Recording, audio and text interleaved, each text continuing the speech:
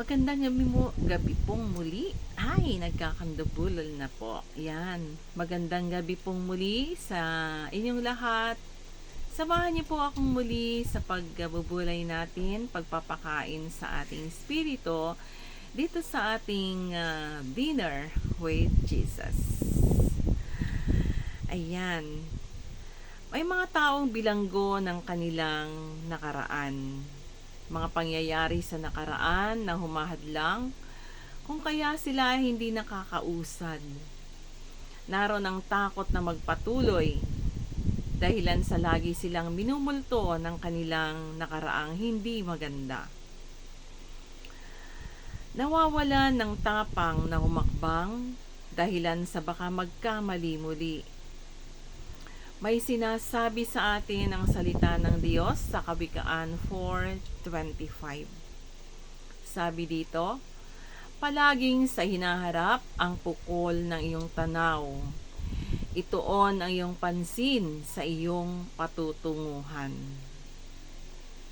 Kapatid, gaano man kadilim ang iyong nakaraan, pwede itong lumiwanag, lalo na kung tatanggapin mo si Jesus bilang iyong tagapagligtas. At tutulungan kanya na mapagtagumpayan ang mga pangit na nakaraan. Tutulungan ka din niya na kalimutan ang iyong pangit na nakaraan at nang maituon ang iyong pansin sa hinaharap. Nais ng Diyos na mag-focus tayo sa magandang plano niya sa atin. Ang dapat na patutunguhan ng tao ay ang makabalik sa piling ng Diyos doon sa kalangitan pagkatapos ng buhay natin dito sa lupa. Kaya nga, nais niya na palagi tayong nakapokus sa Kanya sapagkat siya lamang yung maaring makapagbigay sa atin ng magandang kinabukasan o ng pag-asa sa buhay. Wala na pong iba.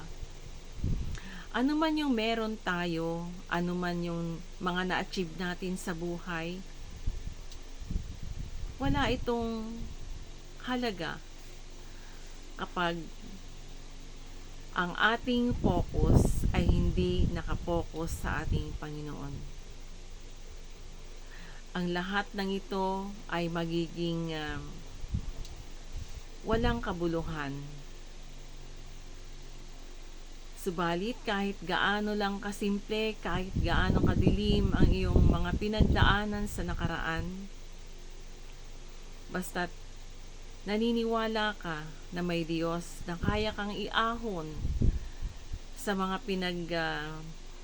pinagdaanan mong pangit na pangyayari, mangyayari ito. Napakahalaga na tayo ay palaging sa hinaharap ang pukol ng tanaw. At ituon natin lagi ang ating pansin sa ating patutunguhan.